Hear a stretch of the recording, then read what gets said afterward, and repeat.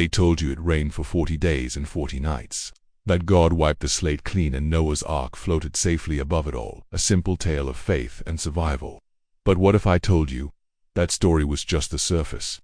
That underneath the calm of those floodwaters lies a truth so ancient, so dangerous it was buried not just by water but by time, power and fear. Because Noah's flood wasn't just a divine act, it was a cover-up dot, and once you realize what was really being erased, it'll change how you see history, religion, and even your own origins forever. Stay with me, because what you're about to hear has been hidden for thousands of years, and it's not myth, it's suppressed memory. Let's start not with the Bible, but with the world before it, on ancient Sumer, the cradle of civilization. Thousands of years before Moses, the Sumerians recorded a story, a strikingly similar flood myth. They spoke of a man named Ziusudra who was warned by the gods to build a massive boat to escape a worldwide deluge. Sound familiar? The Epic of Gilgamesh, one of the oldest texts ever discovered, also tells of a flood. But here's the twist. It predates the book of Genesis by centuries. So the big question, did the Bible borrow this story? Or were all these ancient civilizations remembering the same real cataclysm? And if that's true, what kind of world existed before the flood? The Bible drops a cryptic clue. There were giants in those days. Giants, not metaphorical ones, literal, physical, terrifying giants. The Nephilim, according to the Book of Enoch, a sacred text banned from most modern Bibles. These Nephilim were the offspring of the sons of God and the daughters of men. In simpler terms, otherworldly beings came down and mingled with humans. This unholy union created a race so powerful, so corrupt, that it threatened to tear creation apart. The flood wasn't punishment for sin, it was a targeted reset. But what were these sons of God? Angels, aliens, interdimensional entities? Ancient texts from Ethiopia to Mesopotamia suggest they were advanced beings with knowledge of DNA, energy, and architecture far beyond anything primitive man could have known, said the Ark. Was it really just a giant wooden boat, or was it something else, something built not just to preserve animals, but to preserve information?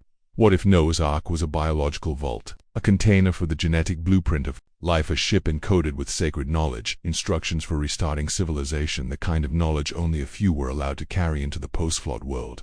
And what if that knowledge is still in use today, but in the hands of the elite? Let's talk about the timing. Archaeologists have confirmed that sea levels dramatically rose around 11,000 years ago.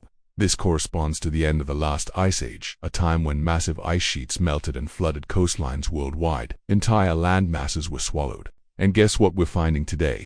Underwater ruins. Cities beneath the ocean, off the coasts of India, Cuba, Japan. Structures so advanced, so massive they defy explanation. Temples, roads, columns, all submerged. Not built by primitive man, but by a civilization we were never told existed. Why aren't these sites in textbooks? Because they challenge everything about evolution, religion, and history, and the elites would rather we stay in the dark. Now let's circle back to Noah. In every culture's flood myth, the hero is chosen, selected not just because he's good, but because he's worthy of preserving something sacred. But here's the hidden twist. What if Noah wasn't the only one who survived? Ancient traditions from the Andes, the Pacific Islands, and even Native American tribes speak of beings who survived the flood in underground cities, on floating islands, or inside sky chambers. Some even say the Nephilim themselves survived, and have been influencing human history ever since.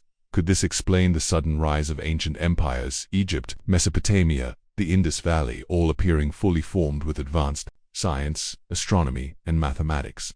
Just after the flood, they didn't start from scratch. They restarted with ancient knowledge. Which brings us to one final, haunting clue. Why do so many flood stories describe a warning from the sky?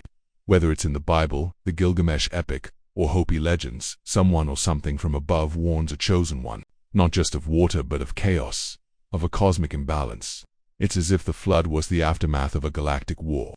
One side wanted to preserve humanity, the other wanted it erased.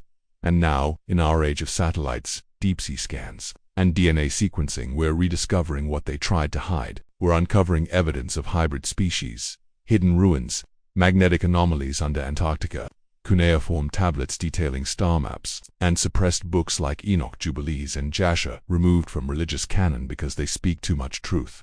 Too much truth for the people to handle.